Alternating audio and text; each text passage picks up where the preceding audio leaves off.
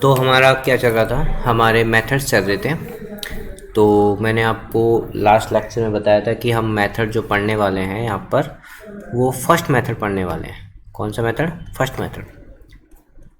Method first है हमारा S L M method. कौन सा मेथड है? S L M method. S L M method का मतलब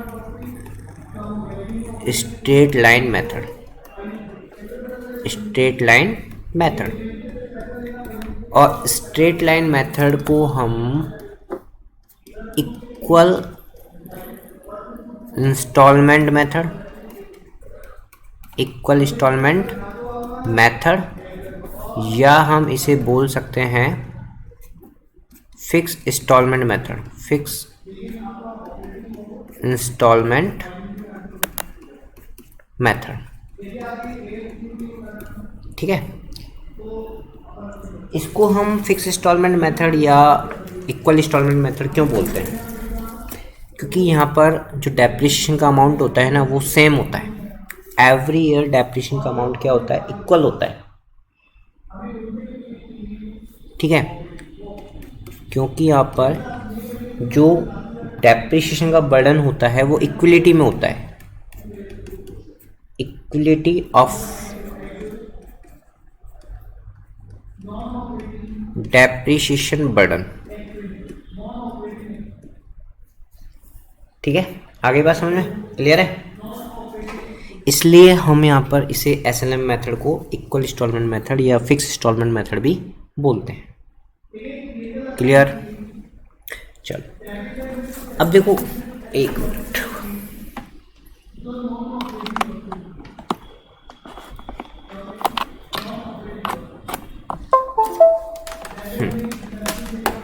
आगे बात समझ में? कैसे बोलते हैं, क्यों बोलते हैं, वापस समझ लो। जैसे मान के चलो हमने कोई 5 लाख रुपए की मशीन परचेज की है, ठीक है, और इसका जो यूजफुल लाइफ है ना वो 5 ईयर है। तो हर साल हमें एज ए डेप्रिसिएशन के रूप में 1-1 लाख रुपए दिखाने, एवरी ईयर, ईच ईयर हमें एज ए डेप्रिसिएशन के रूप में क्या करना है? P&L से राइट ऑफ करना है। P&L अकाउंट में अपन शो करना है एज ए एक्सपेंसेस। ठीक है, तो इसका मतलब यहाँ पर डेप्रिसिएशन का जो अमाउंट आ रहा है एवरी ईयर वो इक्वल आ रहा है, इसलिए अपन ने इसको फिक्स इंस्टॉलमेंट मेथड या इक्वल इंस्टॉलमेंट मेथड भी बोला है। ठीक है, वैसे इसका रियल नेम तो स्ट्रेट लाइन मेथड है। ठीक है, स्ट्रेट यानी सीधा चलता है। ठीक है, क्लियर है? कोई दिक्कत? ओके। इसके बाद देखो, यहाँ पर अपन यदि बात करें कि डेप्रिसिएशन निकालने की, अमाउंट ऑफ डेप्रिसिएशन कैलकुलेट करने की हम बात करें तो इसका फॉर्मूला लगता है original cost minus scrap value divide by useful life. ठीक है, क्लियर है? देखो यहाँ पर जो स्क्रैप वैल्यू होती है वो भी एस्टिमेटेड होती है, और जो यूजफुल लाइफ होती है वो भी एस्टिमेटेड ही होती है। क्योंकि ना तो अपन आज किसी मशीन का स्क्रैप वैल्यू डिसाइड कर सकते हैं और ना ही उसकी रियल यूजफुल लाइफ पता कर सकते हैं। तो वो जो भी अपन को ले रहे हैं अपन, वो एस्टिमेटेड होता है। ठीक है, वो क्या होता है? एस्टिमेटेड होता है। अब यहाँ पर जब अपन ओरिजिनल कॉस्ट कैलकुलेट करते हैं, ओरिजिनल कॉस्ट कैलकुलेट करते हैं तो इसका मतलब है total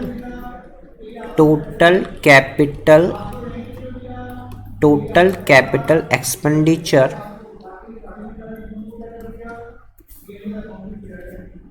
up to the date of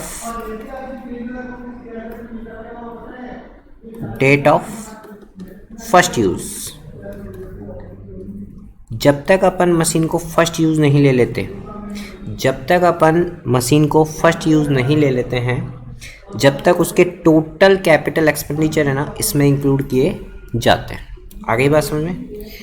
जब तक हम इसके मशीन को फर्स्ट यूज़ नहीं ले लेते हैं, जब तक कि उसके टोटल एक्सपेंडिचर इसी में ही शामिल किए जाते हैं, ओरिजिनल कॉस्ट में शामिल किए जाते हैं। ठीक है, जैसे अपन ने 5 लाख रुपए की फॉर एग्जाम्पल जैसे हमने कोई मशीन परचेज ए मशीन, ये अपन ने मशीन परचेज की है 5 लाख की।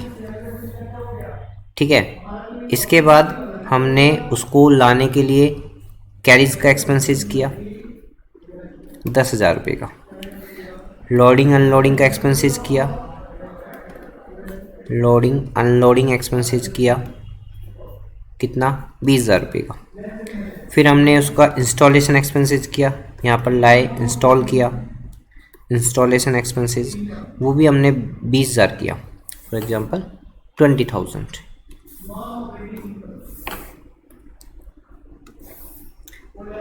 तो यहाँ पर इसकी ओरिजिनल कॉस्ट हम 5,50,000 मानेंगे, ना कि 5 लाख मानेंगे। इसकी ओरिजिनल कॉस्ट क्या होगी? 5,50,000। आगे बात समझ में क्लियर है? क्लियर है?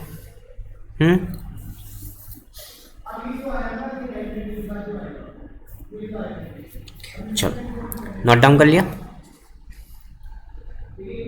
अब सबसे पहले इसके मेरिट और डीमेरिट भी अपन पढ़ लेते हैं शॉर्ट में। ठीक है, हो गया यहाँ तक? मेरिट और डीमेरिट सबसे फर्स्ट हम पढ़ते हैं इसके merits. Merit of depreciation, merit of depreciation है ना। तो इसके मेरिट ऑफ डेप्रिसिएशन क्या है? सबसे फर्स्ट है simplicity.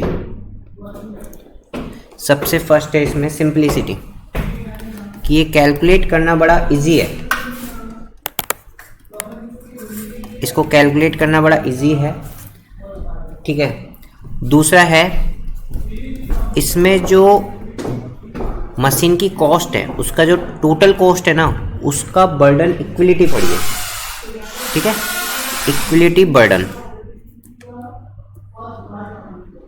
Equality burden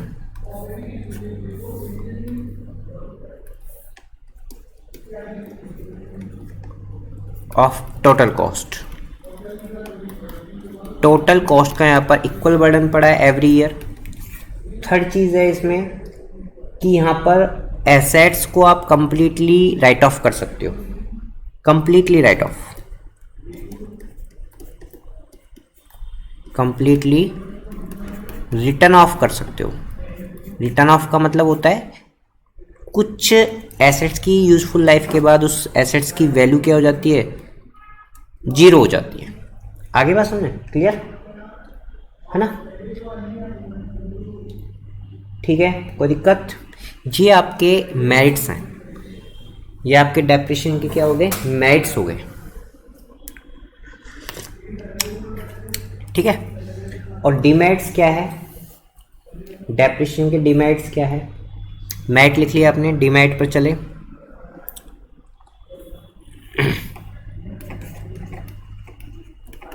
demerits of depreciation by SLM method.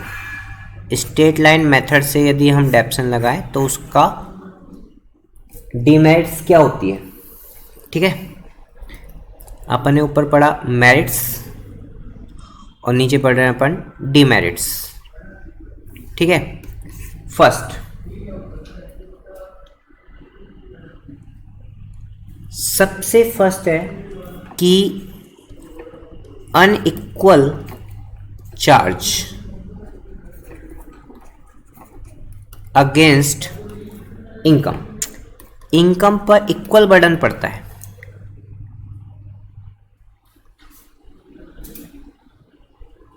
अब इसमें अनइक्वल क्यों लिखा हुआ है, मैंने अनइक्वल क्यों लिखा है? आपको पता है कि मशीन जब यूज़ होती है, जब अपन स्टार्टिंग में मशीन को यूज़ लेते हैं तो उसकी कैपेसिटी ज़्यादा होती है, तो उस पर आप उस साल ज़्यादा मशीन इफ़ेक्टिवली वर्क करती है, तो ज़्यादा यूज़ होती है ना, तो उस साल में आप ज़्यादा डेप्रिसिएशन चार्ज कर सकते हो अपनी इनकम से। उससे नेक्स्ट ईयर में आपकी मशीन की कैपेसिटी डाउन हो जाती है, तो आप नेक्स्ट ईयर में उससे कम वैल्यू पर, यानी कम वैल्यू का डेप्रिसिएशन चार्ज करोगे, ठीक है। उससे नेक्स्ट ईयर और भी कैपेसिटी कम हो जाती है, तो उसकी कैपेसिटी के बेस पर आपको क्या करना चाहिए, डेप्रिसिएशन उसकी इनकम से चार्ज करना चाहिए। लेकिन आप तो सारी इनकम को एक साथ चार्ज करते हो, तो एक साथ चार्ज करते हो तो क्या होता है, इक्वल चार्ज करते हो तो क्या होता है, इक्वल बर्डन पड़ता है, ठीक है। तो इसलिए, ठीक है, समझ में आ गया। सेकंड है आपका अनड्यू प्रेशर पड़ता है, undue pressure in later year. बाद के ईयरों में फालतू का प्रेशर आता है कि जब स्टार्टिंग वाले ईयर में जब आपकी मशीन ज़्यादा कैपेसिटी से काम करती है तो आपको स्टार्टिंग वाले ईयर में ज़्यादा डेप्रिसिएशन चार्ज करना चाहिए, जबकि आप लास्ट वाले ईयर में भी फर्स्ट वाले ईयर के इक्वली चार्ज कर रहे हो, तो बाद के ईयरों में क्या होता है, अनड्यू प्रेशर इनकम स्टेटमेंट पे पड़ता है, ठीक है। तो आपको बिजनेस लॉस शो करने लग जाता है, ठीक है। आगे बात समझे।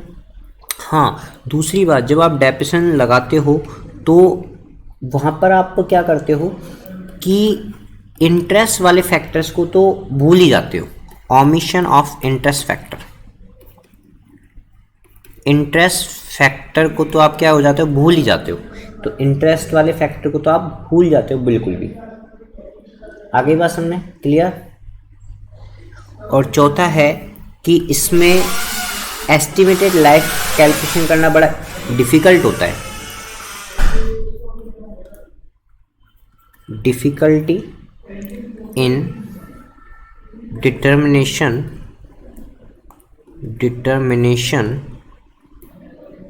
Of scrap value. Scrap value का डिटर्मिनेशन करना बड़ा क्या होता है, डिफिकल्ट होता है, जो कि मैंने आपको बताया था, ठीक है। आज के समझ में आ गया। हाँ, इसमें आपका मैचिंग कॉन्सेप्ट फॉलो नहीं होता है, इसमें आपका मैचिंग कॉन्सेप्ट फॉलो नहीं होता है क्योंकि अनड्यू प्रेशर की वजह से नॉट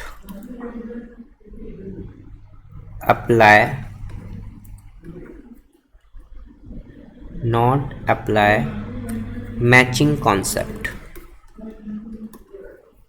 इस पर मैचिंग कॉन्सेप्ट अप्लाई नहीं होता है। क्लियर है, कोई दिक्कत? पक्का?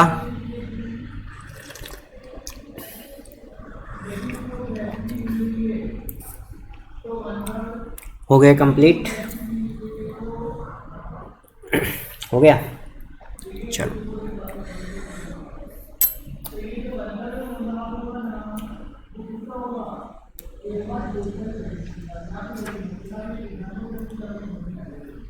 क्लियर है, चलो। अब यदि आपसे नोट डाउन कर लेना, यहाँ पर अकाउंटिंग एंट्रीज की बात करें, हम किसकी बात करें, अकाउंटिंग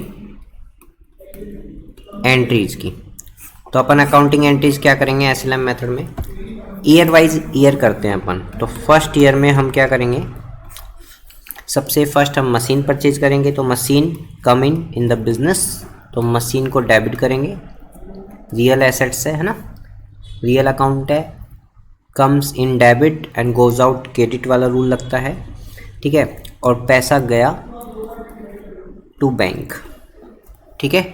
ये एसेट्स परचेज की हो गई, परचेज ऑफ एसेट्स। क्लियर है। सेकंड कि हम ईयर के एंड में क्या लगाते हैं, डेप्रिसिएशन लगाते हैं, डेप्रिसिएशन लगाते हैं तो डेप्रिसिएशन लॉस है, नॉमिनल अकाउंट है, इसलिए हम इसे डेबिट करेंगे, डेप्रिसिएशन अकाउंट डेबिट टू। इससे आपकी एसेट्स की वैल्यू डाउन हो जाती है, इसलिए एसेट्स को लेस कर वो क्रेडिट कर देंगे ना, तो depreciation account debit to assets. ठीक है, ये at the end of the year होता है, डेप्रिसिएशन चार्ज करने की एंट्री है। क्लियर, क्लियर है। हाँ, फिर अपन क्या करेंगे, फिर थर्ड एंट्री करेंगे कि इस डेप्रिसिएशन को P&L से राइट ऑफ किया जाता है, profit and loss account debit to, profit and loss account debit to depreciation. क्या करेंगे, profit and loss account debit to depreciation. ये एवरी ईयर एंट्री की जाती है, ईयरली एंट्री पास की जाती है। आगे बात समझ में, क्लियर।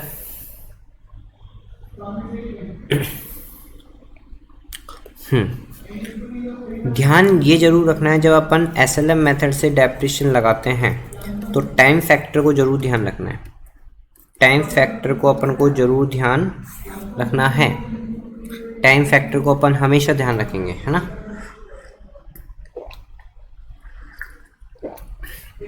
क्लियर है, टाइम फैक्टर को अपन हमेशा ध्यान रखेंगे, ये ध्यान रखना है।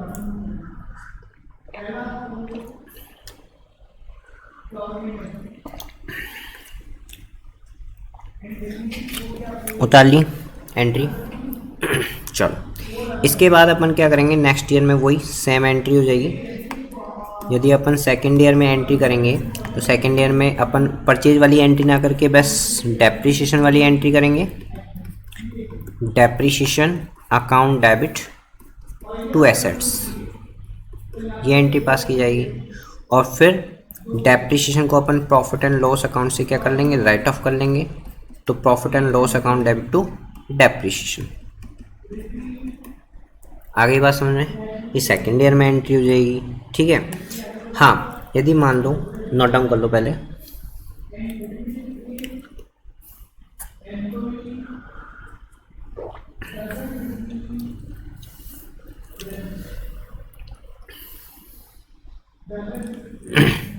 इसके बाद अपन थर्ड ईयर में क्या एंट्री पास करेंगे, थर्ड ईयर में वही डेप्रिसिएशन लगाएंगे, depreciation account debit to assets. ठीक है, और अपने यदि बीच में बेच दी है उस टाइम तक का डेप्रिसिएशन लगेगा, ध्यान रखना। जैसे मान लो मैंने 9 मंथ बाद ही बेच दी मशीन को, तो 9 मंथ का डेप्रिसिएशन लगेगा, है ना। तो depreciation account debit to assets, है ना। उसके बाद अपन ने एसेट्स को बेच दिया तो पैसा आएगा। जो मेरी एसेट्स की वैल्यू है वो एसेट्स क्या हो जाएगी, डिक्रीज हो जाएगी। और या तो मुझे क्या होगा, इस पे प्रॉफिट होगा या लॉस होगा। यदि लॉस हुआ तो प्रॉफिट एंड लॉस अकाउंट को क्या किया जाएगा, डेबिट किया जाएगा। और यदि प्रॉफिट हुआ तो प्रॉफिट एंड लॉस अकाउंट को क्या किया जाएगा, क्रेडिट किया जाएगा। In case of loss, in case of loss, in case of profit.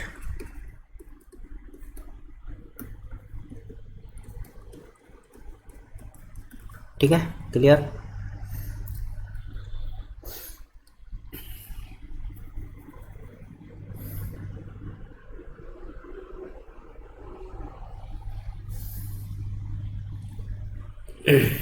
Clear है।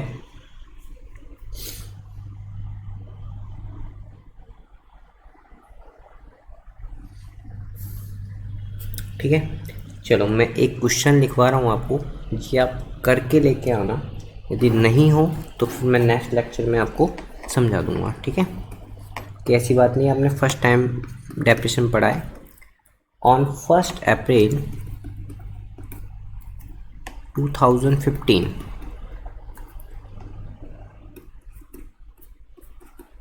Atul limited purchase a machine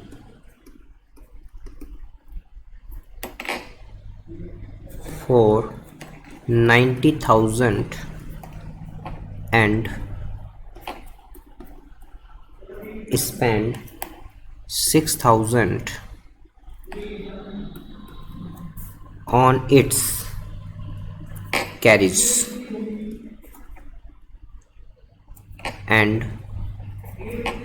4,000 on it's erection. Erection का मतलब जानते हो ना आप, उसमें थोड़ा बहुत इम्प्रूव करने के लिए जो कॉस्ट लगती है उसे इरेक्शन बोलते हैं ना। On the date of purchase, on the date of purchase it was estimated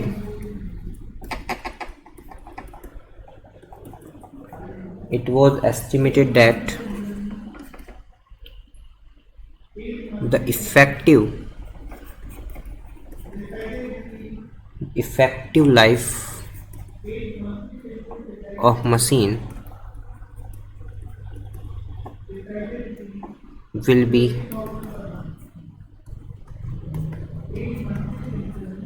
10 years, and after 10 years its scrap value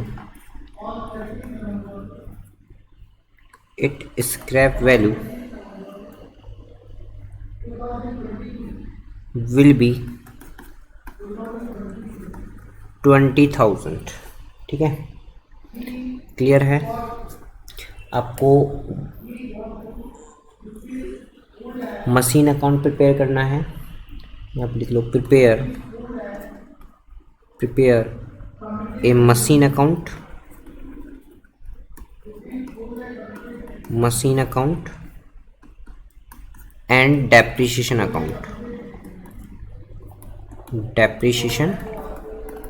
account. ठीक है, 4 ईयर के लिए अपन को बनाना है। ठीक है, क्लियर है? By using SLM method. ठीक है, अकाउंट क्लोज आप रख लो 31 मार्च को।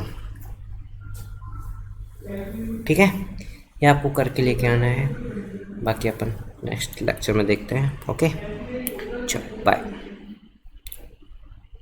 नोट डाउन कर लिया ना आपने?